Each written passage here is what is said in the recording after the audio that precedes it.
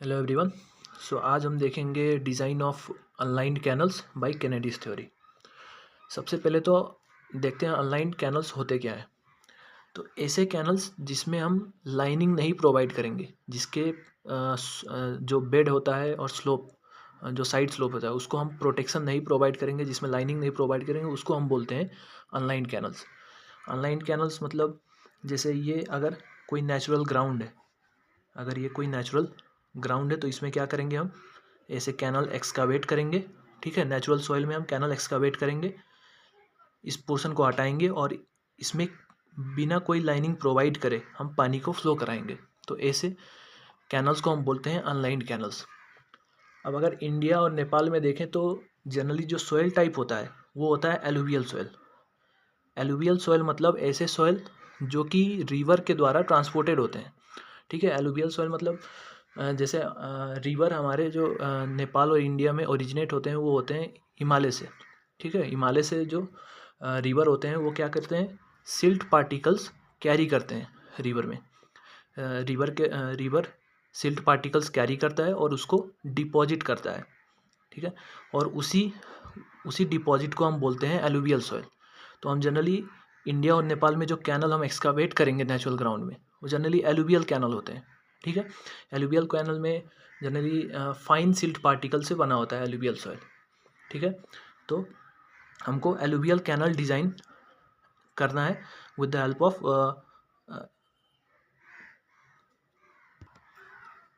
केनेडीज theory. ठीक है, तो केनेडीज थ्योरी से हम एलुवियल कैनल कैसे डिज़ाइन करेंगे। तो केनेडी थ्योरी हमको दिया था आरजी केनेडी ने, जो कि एक एग्जीक्यूटिव इंजीनियर थे पंजाब पीडब्ल्यूडी में। ठीक है, और उन्होंने अपर बारीदोब कैनाल सिस्टम जो है, अपर बारीदोब कैनाल सिस्टम में कुछ इन्वेस्टिगेशन किए और उन्होंने देखा कि जो कैनाल सिस्टम है, अपर बारीदोब कैनाल सिस्टम एक एलुवियल कैनाल था। ठीक है, अनलाइंड कैनाल था, और उन्होंने उसमें देखा कि पिछले 30 सालों से उसमें ना कोई सिल्टिंग और ना कोई स्काउरिंग का प्रॉब्लम हो रहा है। ठीक है, तो उन्होंने उस पर कुछ ऑब्जर्वेशन किए। ठीक है, और उन्होंने कंक्लूज़न क्या निकाला कि जो एलुवियल जो अनलाइंड कैनल होता है उसमें अब जो रिवर होता है, जो पानी होता है, उसमें क्या होता है, सिल्ट पार्टिकल्स वो कैरी करेगा। ठीक है, तो सिल्ट पार्टिकल्स ऐसे पानी कैरी करेगा। ठीक है, सस्पेंशन में होगा सिल्ट। अब हमको क्या करना है, एलुवियल कैनल डिज़ाइन में ये जो सिल्ट पार्टिकल है इसको हमको सेटल होने नहीं देना है। अगर सेटल होगा तो क्या होगा, सिल्टिंग होगा। ठीक है, सिल्टिंग होगा तो ये बेड ऊपर बढ़ता जाएगा और इसका कैपेसिटी घट जाएगा। ठीक है, उसी तरह इसमें स्काउरिंग भी नहीं होना देना। ठीक है, स्काउरिंग होगा तो ये बेड इरोड होता जाएगा। ठीक है, तो हमको ऐसा चैनल डिज़ाइन करना है जिसमें ना कोई सिल्टिंग हो और ना कोई स्काउरिंग हो। तो उसके लिए जो सिल्ट चार्ज है, सिल्ट चार्ज मतलब जो पानी जो अपने साथ सिल्ट कैरी करेगा, ठीक है, उसको हम बोलते हैं सिल्ट चार्ज, यानी weight of silt per unit volume of the water is known as silt charge. ठीक है, तो सिल्ट चार्ज को हमको सस्पेंशन में ही रखना है। अब उन्होंने केनेडी ने जो ऑब्जर्वेशन किया उसमें क्या पाया, उन्होंने क्या कंक्लूजन किया कि जो सिल्ट चार्ज है, सिल्ट चार्ज को जब पानी कैनल में फ्लो करता है तो जो बेड के साथ जो फ्रिक्शन की वजह से, बेड के साथ ठीक है, बेड के साथ फ्रिक्शन की वजह से कुछ एडीज जनरेट होते हैं। ठीक है, और उन एडीज के वर्टिकल कंपोनेंट की वजह से ये सिल्ट सस्पेंशन में होते हैं। अपर बारी डोब में उन्होंने ये ऑब्जर्वेशन किया। ठीक है, उन्होंने कंक्लूजन दिया कि जो एडीज होते हैं उनके वर्टिकल कंपोनेंट की वजह से ये सिल्ट सस्पेंशन में रहेंगे कैनल में। ठीक है, तो उन्होंने ये कंक्लूजन दिया। उन्होंने साइड में भी फ्रिक्शन की वजह से एडीज जनरेट होंगे, लेकिन उन्होंने साइड के नेग्लेक्ट किए। क्यों, उन्होंने कहा कि साइड का जो एडीज जनरेट होगा उसका मैक्सिमम कंपोनेंट हॉरिजॉन्टल डायरेक्शन में होगा, तो जो वर्टिकल कंपोनेंट होगा वो बहुत ही मिनिमम होगा। तो उन्होंने सिर्फ बेड के साथ जो फ्रिक्शन है उसकी वजह से जनरेट होने वाले एडीज को कंसिडर किया। ठीक है, तो उन्होंने ये ऑब्जर्वेशन किया और उस ऑब्जर्वेशन के हिसाब से उन्होंने थ्योरी दिया अपना। ठीक है, डिज़ाइन करने के लिए। अब उन्होंने रेजिम चैनल का डिफिनीशन क्या दिया। अब उन्होंने डिफाइन किया रेजिम चैनल मतलब ऐसे चैनल जिसमें ना कोई सिल्टिंग हो और ना कोई स्काउरिंग हो, ठीक है, उस तरह के चैनल को हम बोलते हैं रेजिम चैनल केनेडी थ्योरी के अनुसार, ठीक है। केनेडी थ्योरी के अनुसार रेजिम चैनल मतलब ऐसे चैनल जिसमें ना कोई सिल्टिंग हो ना कोई स्कोरिंग हो, ठीक है। लेसिस थ्योरी के अनुसार रेजिम चैनल का डेफिनेशन फ़र्क है, ठीक है। केनेडी थ्योरी के अनुसार रेजिम चैनल का डेफिनेशन मतलब जिसमें ना कोई स्कोरिंग ना कोई सिल्टिंग का प्रॉब्लम हो। अब उन्होंने एक वेलोसिटी डिफाइन किया, क्रिटिकल वेलोसिटी, ठीक है। क्रिटिकल वेलोसिटी मतलब ऐसा वेलोसिटी जिसमें ना कोई सिल्टिंग हो ना कोई स्कोरिंग हो। उन्होंने अपर बारी दोब के लिए क्रिटिकल वेलोसिटी का फॉर्मूला, एम्पेरिकल फार्मूला ये दिया, V0 is equal to 0.55 y 0.64। ये अपर बारी दोब कैनाल के लिए था जिसका सॉइल टाइप था लाइट सैंडी सिल्ट, ठीक है। लाइट सैंडी सिल्ट टाइप के लिए 0.55 y 0.64 दिया, ठीक है। अब अपर बारी दोब में तो लाइट सैंडी सिल्ट था, लेकिन अगर दूसरी जगह हमको एक्सकावेट करना हो तो उधर तो सिल्ट का ग्रेड फ़र्क हो सकता है, ठीक है। तो उसके लिए उन्होंने एक टर्म इंट्रोड्यूस किया इसमें जिसको हम बोलते हैं critical velocity ratio. Critical velocity ratio मतलब ratio of critical velocity to mean velocity. Ratio of critical velocity to mean velocity, इसको हम बोलते हैं क्रिटिकल वेलोसिटी रेशियो, ठीक है। तो उन्होंने ये टर्म इंट्रोड्यूस किया इसमें 0.55 यम वाई 0.64। यम हमारा डिपेंड करेगा सिल्ट ग्रेड पे, किस टाइप का सिल्ट है, ठीक है। तो यम का वैल्यू उन्होंने अपर बारी दोब जो कि लाइट सैंडी सिल्ट था उसके लिए उन्होंने यम का वैल्यू लिया 1 और उसके रिलेटिव में बाकी दूसरे सिल्ट ग्रेड को डिफाइन किया। जैसे अगर इंडस रिवर के लिए देखें, इंडस रिवर में जो सिल्ट है उसके लिए उन्होंने 0.7 दिया, यानी क्रिटिकल वेलोसिटी रेशियो अगर लाइट सैंडी सिल्ट से फाइनर सिल्ट है तो यम का वैल्यू लेस देन 1 होगा, और अगर इससे कोर्स है तो यम का वैल्यू ग्रेटर देन 1 होगा, ठीक है। तो डिफरेंट ग्रेड के लिए उन्होंने यम का वैल्यू डिफरेंट दिया था, ठीक है। तो यहाँ से हमारे पास क्रिटिकल वेलोसिटी का फॉर्मूला आ जाएगा। क्रिटिकल वेलोसिटी मतलब जिस पे ना कोई स्काउरिंग हो और ना कोई सिल्टिंग हो, यानी हमको कोई भी कैनल में ये वेलोसिटी मेंटेन करना है, ठीक है। इसी वेलोसिटी को हम मेंटेन करेंगे किसी भी कैनल में फॉर अ गिवन ग्रेड, ठीक है। तो ये हो गया क्रिटिकल वेलोसिटी का फॉर्मूला। अब क्रिटिकल वेलोसिटी है, क्रिटिकल वेलोसिटी हमको इतना मेंटेन करना है। एक्चुअल वेलोसिटी कैनाल में कितना होगा, एक्चुअल वेलोसिटी जिसको हम बोलते हैं मीन वेलोसिटी, वो हमको मिलेगा कटर्स फार्मूला से। हमारे पास डिफरेंस फार्मूला है, जैसे कटर्स फार्मूला हो गया, मैनिंग्स फार्मूला हो गया, एक और होता है चेजिस फार्मूला करके, ठीक है। तो हम इनमें से कोई भी यूज़ कर सकते हैं, जनरली कटर्स फार्मूला हम यूज़ करते हैं, ठीक है। कटर्स फार्मूला है 1/n + 23 + 0.00155 upon S divide by 1 + 23 + 0.00155 upon S times n by √r multiplied by √RS, ठीक है। इसमें यस है हमारा बेड स्लोप, ठीक है, कैनाल का बेड स्लोप है यस। n मतलब होता है कटर्स रुगोसिटी कोफिशिएंट, ठीक है, जैसे मैनिंग्स कोफिशिएंट होता है उसे कटर्स रुगोसिटी कोफिशिएंट। √r, r मतलब हाइड्रोलिक रेडियस, और यस मतलब वही बेड स्लोप हो गया, ठीक है। यहाँ से हमारे पास मीन वेलोसिटी आ जाएगा, और हमको ये मीन वेलोसिटी इक्वल करना है क्रिटिकल वेलोसिटी के, तभी चैनल में ना स्कोरिंग होगा और ना ही सिल्टिंग का प्रॉब्लम होगा। तो हमको इसको इसके बराबर करना है, क्रिटिकल वेलोसिटी के बराबर करना है, ठीक है। हमको इतना मेंटेन करना है किसी भी चैनल में। इसका एक क्वेश्चन देखते हैं। तो ये हमारे पास एक क्वेश्चन है, हमको एक इरिगेशन चैनल डिज़ाइन करना है, उसका कैपेसिटी होना चाहिए डिस्चार्जिंग कैपेसिटी 50 m³/s, ठीक है। हमारे पास क्रिटिकल वेलोसिटी रेशियो दिया है 1.1, ठीक है। यस हमारे पास बेड स्लोप दिया है 1/4000 और कटर्स रुगोसिटी कोफिशिएंट दिया है 0.023, ठीक है।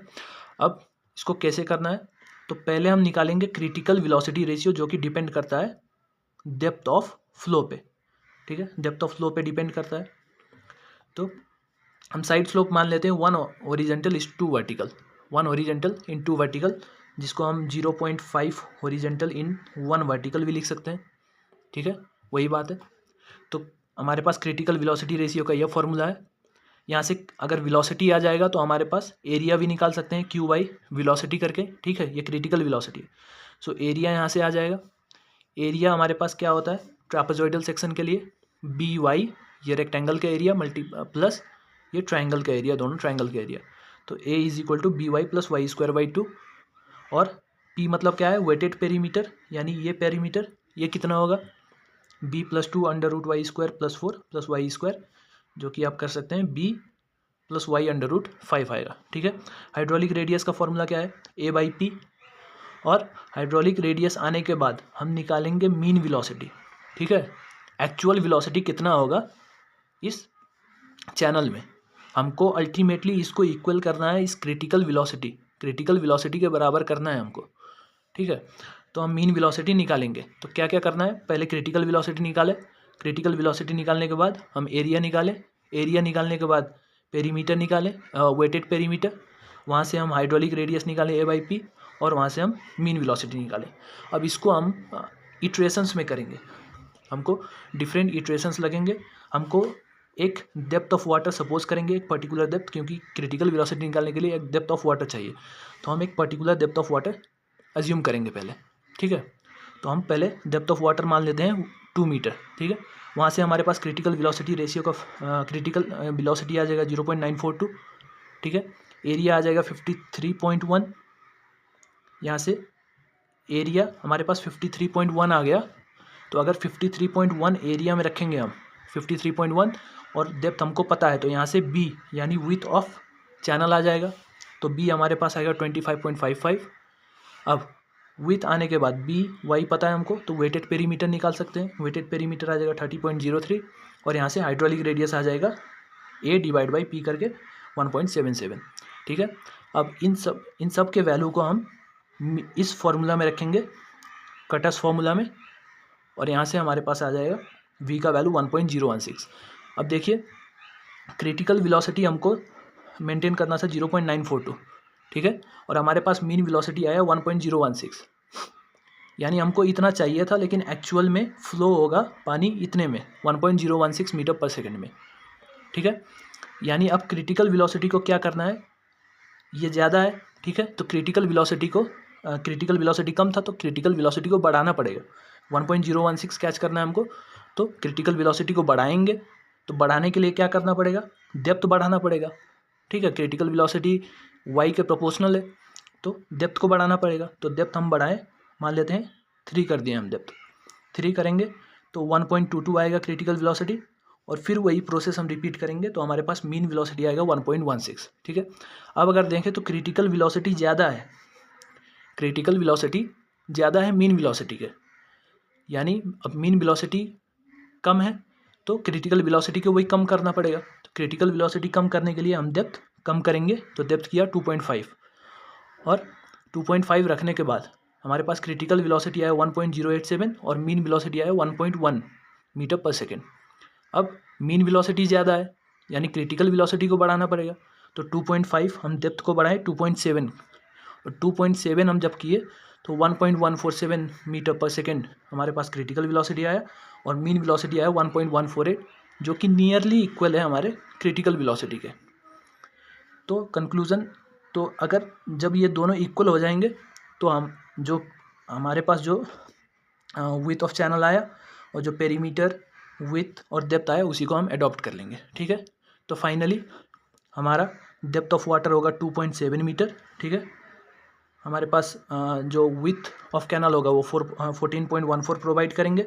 ठीक है, हमारे पास साइड स्लोप कितना प्रोवाइड किए थे, 0.5 हॉरिजेंटल इन 1 वर्टिकल, और एरिया कितना होना चाहिए 43.5 मीटर पर 43.5 मीटर। ठीक है, तो इतने 14.14 मीटर का चैनल हमको प्रोवाइड करना पड़ेगा, जिसमें डेप्थ ऑफ फ्लो रहेगा 2.7 मीटर। ये हमारा फाइनल आंसर होगा।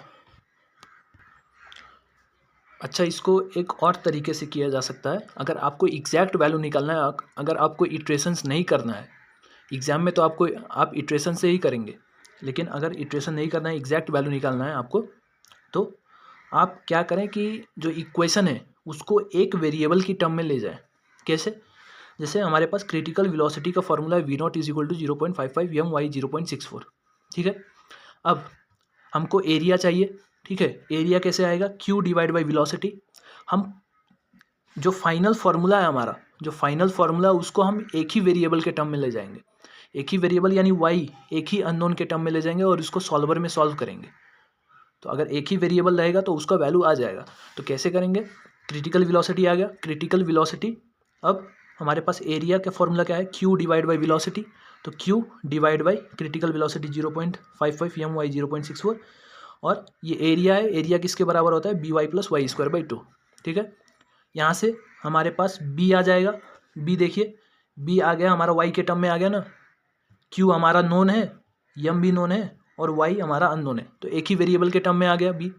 ठीक है, बी एक ही वेरिएबल के टर्म में आ गया, पी भी एक ही वेरिएबल के टर्म में निकालिए, तो P B plus Y root 5, B हमारे पास एक ही वेरिएबल है तो बी का वैल्यू यहाँ रखें एक ही वेरिएबल के टर्म में, और वाई रूट 5 देखिए ये भी एक ही वेरिएबल के टर्म में है, वाई एक ही अननोन के टर्म में। वैसे ही हाइड्रोलिक रेडियस निकालिए, Q upon V naught into P, इसको हम क्यू अपन वी नॉट हमको पता है 0.55, क्यू मतलब आर मतलब क्या है, area divide by perimeter, area divide by perimeter, area क्या है, आर मतलब है area divide by perimeter, area मतलब क्या है, discharge divide by velocity multiplied by perimeter. ठीक है, तो Q divide by V naught into P, Q हमारे पास है नोन है क्यू, ठीक है, वी नॉट हम एक अननोन के टर्म में रखेंगे 0.55 एम वाई 0.64, और पी हमने निकाला था वाई के टर्म में, उसको हमने यहाँ रखा, तो आर का वैल्यू भी आ गया, देखिए वाई के टर्म में आ गया। ठीक है, वाई के टर्म में आ गया, क्यू हमारा नोन है, एम भी नोन है, वाई सिर्फ अननोन है, सो एक ही वेरिएबल के टर्म में आया आ रहा है। अब फाइनल हमारे पास जो मीन वेलोसिटी का फॉर्मूला है वो है 1/n 23 प्लस 0.00155 अपन एस और अंडर रूट आर एस। ठीक है, इसमें भी हम इसको भी हम एक ही वेरिएबल के टर्म में ले जाएंगे, तो आर का हम वैल्यू रखेंगे, यस हमारे पास नोन है, यस नोन है, एन नोन है हमारे पास, एन दिया है, अंडर रूट आर, अब अंडर रूट आर की जगह पे हम आर का वैल्यू रखेंगे, तो आर का वैल्यू इसको रखना है इस इक्वेशन में आर में। ठीक है, आर की जगह पे इसको रखेंगे हम, तो जो वेलोसिटी है वो भी एक ही वेरिएबल के टर्म में आ जाएगा जो कि है वाई के टर्म में, और इस वेलोसिटी को अल्टीमेटली इक्वल करना है हमारे क्रिटिकल वेलोसिटी के बराबर, यानी 0.55 एम वाई 0.64, वी की जगह पे हम रख दिए 0.55 M Y 0.64 is equal to, इसको हमने इसमें रख दिया। ठीक है, आर की जगह पे इस इक्वेशन को हमको रखना है इसमें, तो अल्टीमेटली ये जो इक्वेशन है वो सिर्फ एक ही वेरिएबल यानी वाई के टर्म में आ जाएगा, और इसको जब हम कैलकुलेटर में सॉल्वर में रखेंगे, सॉल्व करेंगे, तो हमारे पास वाई का वैल्यू आएगा 2.658, यानी इतनी डेप्थ पे हमारा क्रिटिकल वैल्यू इक्वल हो जाएगा मीन वैल्यू के।